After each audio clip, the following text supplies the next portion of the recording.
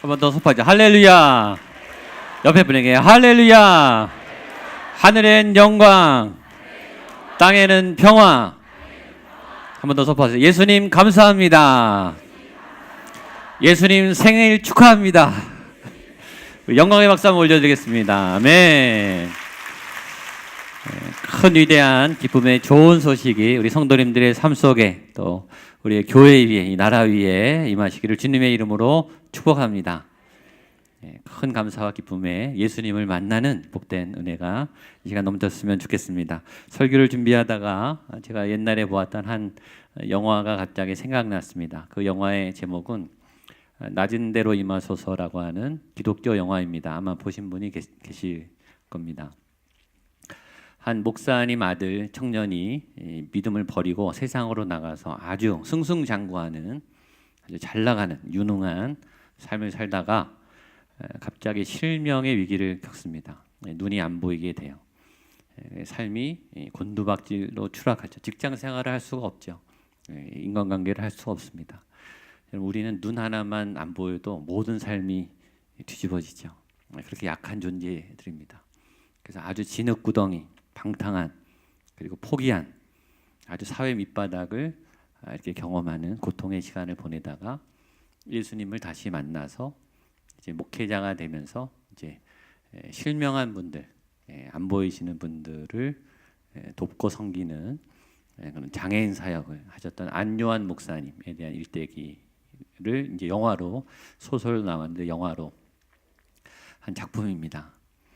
제가 기억에 남는 것은 그 주제가입니다. 윤복희 권사님이 불렀는데 낮은 대로 임하소서. 가사가 이렇게 됩니다. 그는 나를 만졌네, 내 영혼을. 나는 그를 느꼈네, 그 숨결을. 주의 사랑이 있으면 나 외롭지 않아. 주의 사랑 안에서 나 두렵지 않네. 그는 나를 버리지 아니하고 나는 그를 떠나지 아니하리. 가사는 짧은데 윤복희 권사님의 그 떨리는, 그죠, 이 호소력 짙은 영감 있는 목소리만 들어도 감동이 되는 아주 강력한 찬양입니다.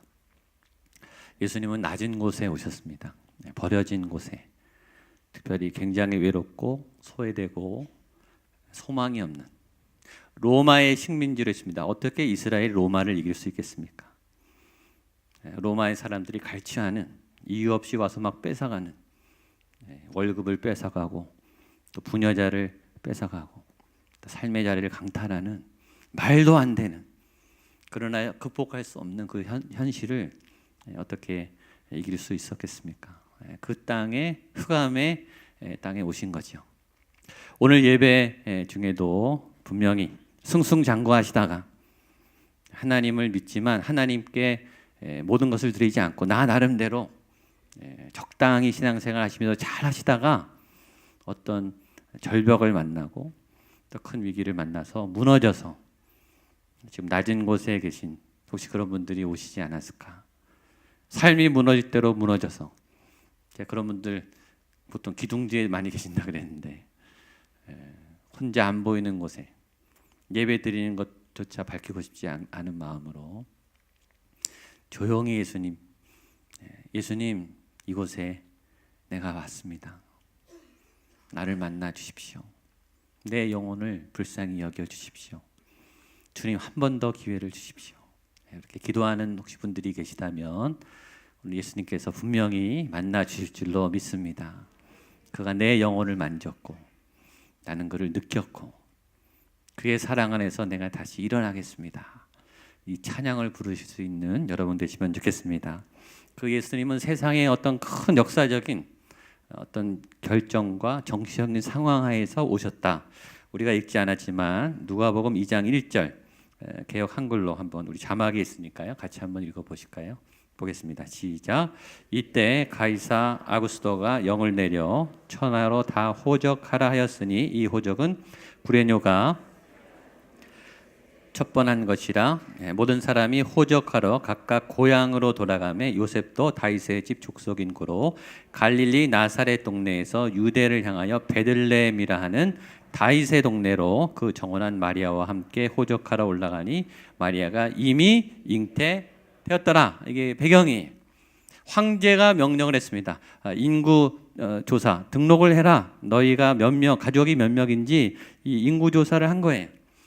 가이사 이 황제는 왜 인구 조사를 했는가? 세금을 악착같이 뜯어내려고 식민지에 가서 이 재정을 충당하기 위해서 세금을 뜯어내기 위해서 인구 조사를 철저히 한 거예요. 또 하나는 이 식민지의 기강을 잡기 위해서 군기 잡는 거죠. 너희들 이 황제의 명령이 얼마나 센 건지, 어기면 어떻게 되는지 내가 본때를 보여주겠다. 전국으로 다 움직여 이렇게 이동시킨 거예요. 한번 세게 한번 강압적으로 군기를 잡은 거죠. 그래서 나사렛에 살고 있던 마리아와 요셉, 이 북쪽 갈릴리 쪽인데 이 남쪽에 있는 베들레헴 120km 떨어져 있습니다.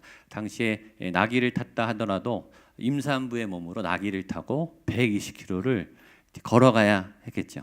적어도 5일에서 10일 아주 힘든 그런 산고의 고통을 갖고 있는 그런 걸음이었지 않았을까.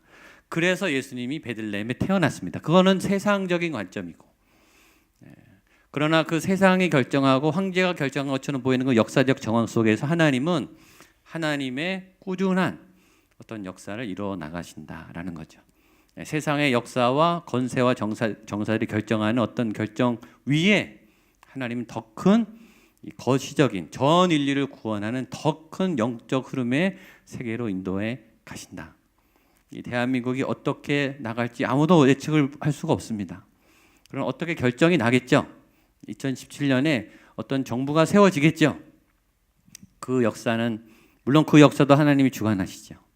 그러나 그 역사 국회가 결정하고 정부가 결정한 어떤 결정 위에 하나님이 하나님의 계획에 따른 어떤 영적 흐름, 여러분들 향하신 놀라운 계획이 끌고 가고 있음을 믿으십시오.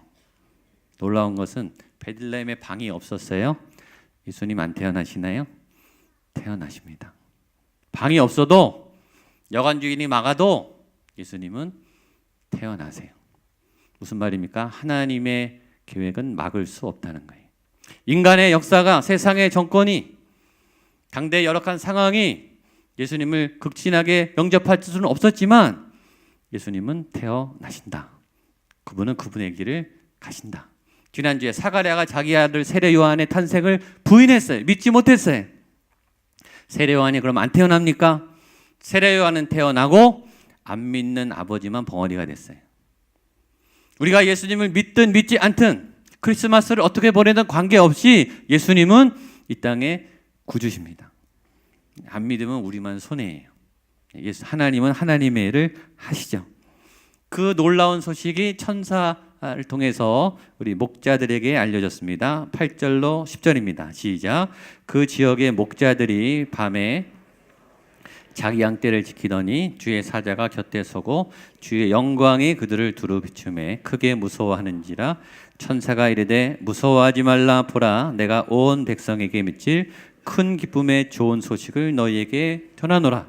여기 아주 재미있는 상황이 있습니다. 천사가 임했습니다. 천사 보신 분, 천사 보시면 좋으시겠습니까? 여기 보세요. 천사가 나타났고요.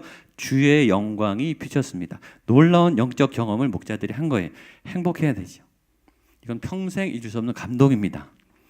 그 좋은 현장의 감정은 뭐냐면 크게 무서워하는지라. 천사가 무서워하는 걸 알고 무서워하지 말아라 이렇게 말했어요. 어떤 좋은 결과, 좋은 현장 앞에 있을 때 이게 너무 좋으면요 무서워해요. 우리 자녀들이 수능을 보고 이제 합격이 된 친구들도 있고 결과를 기다리는 분들도 있습니다. 합격이 됐어요. 너무 좋죠. 좋기만 하지 않아요. 두렵습니다. 그 결과를 얻은 것은 좋지만 새로운 세계, 새로운 세상, 내가 경험하지 못했던 새로운 자리에 가는 것은 두려움이죠. 좋은 것 안에는 두려움이 같이 옵니다. 특별히 너무 큰, 너무 위대한 사건 앞에 만날 때는 너무 행복하면서도 우리는 떨려요. 아주 두렵습니다. 왜냐? 하나님이 나타났다. 하나님의 임재를 경험했다. 하나님이 이제 인도하시는 거죠. 그건 두려운 겁니다. 내 페이스, 내 패턴, 내가 익숙했던 것들이 아니라 이제는 하나님이 인도하시기 때문에 두려운 거예요. 좋은 건 알지만 우린 두렵습니다. 그때 천사가 말합니다. 두려워하지 말라. 무서워하지 말라. 기쁜 소식이니까 무서워하지 않아도 된다. 한번 따라하시죠. 두려워하지 말라. 무서워하지 말라. 아멘. 옆에 분에게 무서워하지 마십시오. 두려워하지 마십시오. 좋은 일이 있을 겁니다. 예, 그 말이 10절입니다. 10절 보겠습니다. 시작. 천사가 이르되 무서워하지 말라. 보라, 내가 온 백성에게 미칠 큰 기쁨의 좋은 소식을 너희에게 전하노라. 아주 3단계. 처음에 무서워하지 말라. 마음을 일단 안정시키고, 마음이 이제 안정돼야죠. 그 다음에 보라, 주목하라, 반드시 기억해라. 이거 중요하니까 절대 놓치면 안 돼. 분명히 너에게 복된 소식이 있으니까 놓치지 마라. 보라, 온 세상에 미칠 큰 기쁨의 좋은 소식을 너희에게 전한다. 네가 반드시 듣고 너희 삶에 유익한 기쁜 이 굿 뉴스를 당신이 받아야 됩니다. 오늘 여러분들이 구원의 소식을 받게 되기를 축복합니다. 그 소식은 뭐냐면 예수가 아기로 태어났다는 거예요. 11절로 13절입니다. 시작. 오늘 다윗의 동네에 너희를 위하여 구주가 나셨으니 곧 그리스도 주시니라. 너희가 가서 강보에 쌓여 구유에 누워 있는 아기를 보리니 이것이 너희에게 표적이니라 하더니 호련히 수많은 천군의 그 천사들과 함께 하나님을 찬송하여 이르되. 우리가 만나야 될 분은 구주예요. 구주란 구원자란 뜻이고, 구원자란 뭐냐면 여러분의 지금 현실적인 문제, 관계의 문제, 건강의 문제, 개정의 문제, 진로의 문제, 해결해야 하나 해결할 수 없는 그 절벽과 같은 그 거대한 산을 해결할 답, 그것이 구원이죠. 우리가 못하는 것을 해결해 주는 구원자, 해결자. 특별히 사망의 문제, 생명의 문제, 부활의 문제, 여러분들의 삶에 해결을 주실 구세주를 만나게 되기를 축복합니다. 근데 그 구세주가 아기로 왔다는 거예요. 그래서 아기를 보라는 거예요. 너희가 아기를 보리니 이것이 표적이니라. 왜냐하면 다 예수님은, 메시아는 왕으로 올 줄 알았어요. 장군으로 올 줄 알았어요. 천사 가브리엘은 아기로 오지 않고 어른의 모습으로 왔어요. 그렇게 군림하는 진압군으로 와서, 정복군으로 와서 로마를 부서뜨리고 승리의 통치자로 오기를 다 기다렸어요. 근데 아기라니요. 누구도 상상하지 못했는데, 근데 그 아기가 표적이다. 아기가 메시지다. 그래서 아기 안에 있는 메시지가 있습니다. 첫 번째는 왜 예수님이 아기로 오셨는가 하면 참 인간으로 오셨기 때문이에요. 천사 가브리엘은 어른의 모습으로 봤어요. 인간이 아니에요.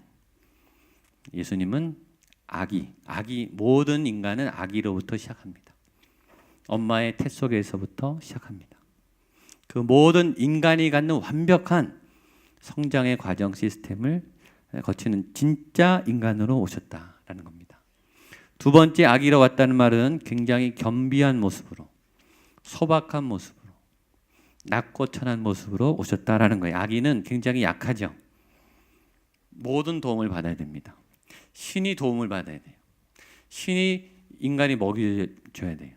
신이 배설물을 갈아줘야 돼요. 신으로서는 창피한 거죠. 근데 신은 그렇게 겸비한, 겸손한, 낮아지는 모습으로 오셨다. 세 번째, 아기에게 있는 우리 느낌 있죠. 순수함, 깨끗함, 죄가 없이, 티 없이 맑은 아기 피부가 얼마나 깨끗합니까? 자꾸 만지고 싶고 보들보들하고. 눈은 얼마나 맑아요. 죄를 안 진 사람은 눈이 맑아요. 여러분 눈이 맑아지게 되기를 축복합니다. 많이 울고 회개하고 아픔이 씻어지는 분들은 눈이 맑아요. 죄를 지면 눈빛이 어두워집니다. 티 없이 맑은, 아주 깨끗한 백지처럼 아주 순수한, 죄가 하나도 없으신 분이시다라는 뜻이죠. 네 번째, 아기는 성장하죠. 물론 예수님이 성장하셨지만 예수님 완벽한데 성장하는가? 예수님은 진리이시고 변화하시는 분이에요. 진리는 변화하면서 변화하지 않는 거예요. 진리의 핵심은 변하지 않지만 진리의 폼은 계속 바뀌어요. 그래서 하나님은 창조의 하나님. 옛 믿음이 아니라 새로운 믿음, 어제의 믿음이 아니라 오늘의 믿음. 같은 하나님이지만 계속 하나님의 얼굴이 바뀌어요. 다른 아이디어를 주셨어요. 그래서 옛 믿음과 옛 믿음의 스타일에 고집하다가는 내 믿음을 오히려 잊어버려요. 경직된 믿음이 돼요. 유연한 믿음, 살아있는 믿음, 생동감이 있는 믿음. 오늘 밥은 오늘 지어야 맛이죠. 어제 지은 밥 먹으면 식은 밥 맛없습니다. 하나님을 향한 믿음, 예수님의 모습은 오늘 생생히 살아 역사하시는 새로운 예수님이에요. 다섯 번째, 구약에 예언되어 있습니다. 미가서 5장 3절에 여인이 해산한다, 이런 예언이 있습니다.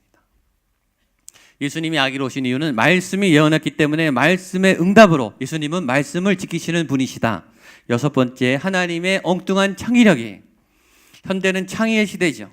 똑같은 거는 지루해요. 예측 가능한 거는 재미없어요. 사람들이 쳐다 안 봅니다. 근데 새로운 거, 엉뚱한 거, 기발한 거, 새로운데 감탄하게 하는 거, 그건 다 주목해요. 이것 봐라. 와, 야, 어떻게 이런 생각을 했나. 누구도 아기로 올 줄 몰랐어요. 하나님의 엉뚱한 창의력, 엉뚱한 상상력. 제가 자주 말합니다. 하나님은 엉겁결에 역사하세요. 전혀 예측하지 않은 상황에 전혀 예측하지 않은 방법으로 항상 우리의 예측을 비껴나가요. 하나님보다 앞서갈 수가 없어요. 우리가 2017년은 하나님이 또 엉뚱하게 새롭게 놀랍게 여러분들의 믿음과 삶과 가정과 이 교회를 인도하실 줄로 믿습니다. 마지막 일곱 번째, 예수님의 아기는 접근성이 좋아요. 왕으로 오셨다면 장관들이나 만났겠죠. 돈 많은 부인들이나 만났겠죠. 예수님이 아기로 구유의 마국간에 오셨으면요, 누구나 다 만날 수 있는 거예요. 접근성이 좋아요. 그리고 만났을 때 긴장이 안 돼요. 그렇죠? 불편한 사람 만나면 긴장이 돼요. 부담스러워. 아기는 누구도 거부감이 없어요.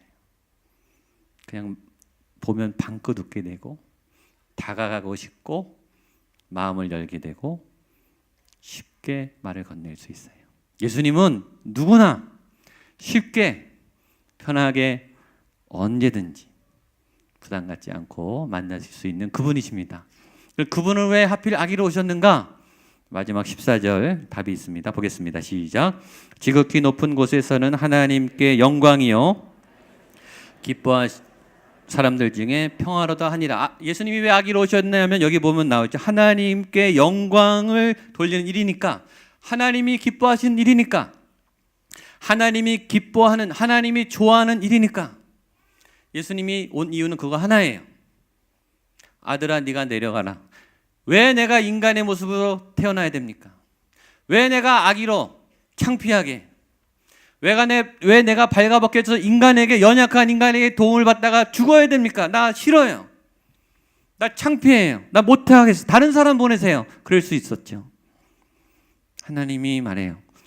너가 가야 된다. 내가 다른 건 다 해봤는데 너만이 할 수 있다. 네가 가서 해결해야 된다. 내 아버지 갈게요. 아버지가 원하시니까. 그래서 오신 거예요. 다른 이유는 없어요. 여러분에게 책 하나를 소개하겠습니다. 완전하지 않아도 충분히 완벽한, 이런 책입니다.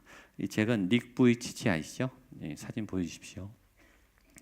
예, 너무나 유명한, 이제는 유명해졌죠. 전 세계 아마 모르는 사람이 없을 만큼 태어날 때부터 팔다리가 없이, 사진 계속 보여주세요. 닉 부이치치. 저분이 수영하고 있습니다. 골프도 치고 스노보드도 타고 뭘 할 수 있겠어요, 그렇죠? 이 책은 닉 부이치치의 아버지가 쓴 책입니다. 아버지. 닉 부이치치도 대단한데 이 사람을 이렇게 만든 분이 아버지 아니겠습니까? 저는 한국에 닉 부이치치가 왔을 때 2번 집회에 참석해 봤습니다. 제가 참석한 어떤 집회보다 어떤 목회자, 이분은 평신도입니다. 메시지보다 강력합니다. 하나님의 임재가 충만해요. 3,000석 분당에 밖에까지 청소년들이 줄 서서 기다립니다. 그리고 닉 부이치치의 얼굴만 봐도 다 울고 회개하고 예수님을 만납니다.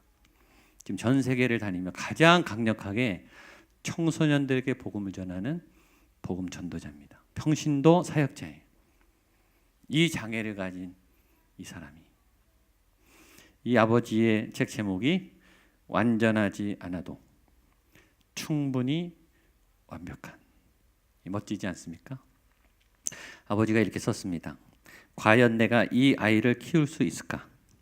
닉이 태어나는 순간 그야말로 앞이 캄캄했다. 아이도 아이대로 힘들었겠지만 우리도 아이를 반듯한 어른으로 키워내는 건 둘째치고 기본적인 필요조차 채울 수 있을지 자신이 없었다. 아이가 자기가 절망하는 거예요. 그리고 자살 시도를 몇 번 해요. 여러분, 아이가 장애가 와서 자기 인생을 포기하는 그 모습을 보는 아버지, 어머니의 마음은 얼마나 힘들겠습니까? 그걸 극복하고 이렇게 위대한 세계 사람들이 다 아는 위대한 전도자로 세운 거예요. 놀라운 것은 이 닉 부이치치가 얼마 전에 결혼을 했습니다.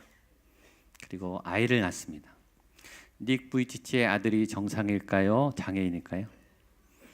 정상입니다. 그 과정이 여기 있어요.